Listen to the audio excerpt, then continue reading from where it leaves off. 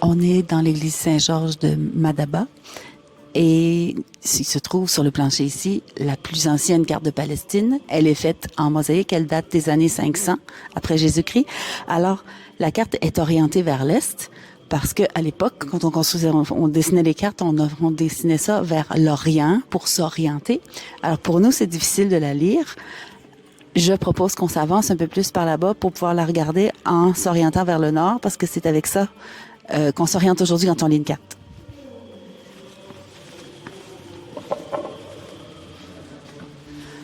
Alors, sur cette partie-ci, c'est l'Égypte. La partie circulaire, on voit des poissons. Est-ce que tu es capable d'avancer pour voir les poissons? C'est le delta du Nil. Et juste au-dessus, c'est le mont Sinaï. Alors, cette carte-là contient tous les lieux saints du christianisme. Alors maintenant, on s'en va vers le nord. Vers le nord. Tu t'en viens avec moi?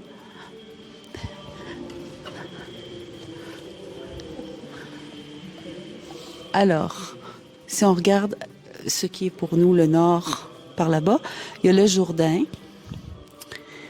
Le Jourdain, la mer morte qu'on voit en gros, mais ça va pas. Ça, c'est la mer morte et qui s'écoule. Les poissons se sauvent de là. Les poissons se sauvent de là. Tu vas l'agrandir, c'est bien ça. Alors, voici la mer morte avec deux barques. Et au nord de la mer morte, on voit le Jourdain et on voit les poissons qui se sauvent parce qu'évidemment que s'ils vont dans la mer morte, ils meurent. Et juste en avant-plan, on a Jérusalem, la cité qui est encerclée. Et ensuite, le reste du territoire de la Palestine. On va aller de l'autre côté. Oui, tu pourras couper.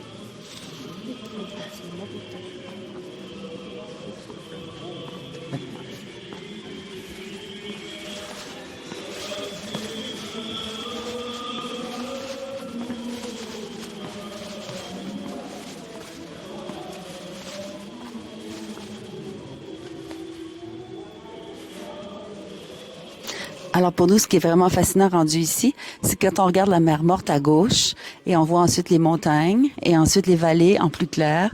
Et nous nous sommes arrêtés à un moment donné dans une de ces vallées-là pour admirer des chutes d'eau chaude parce que c'est une vallée thermique.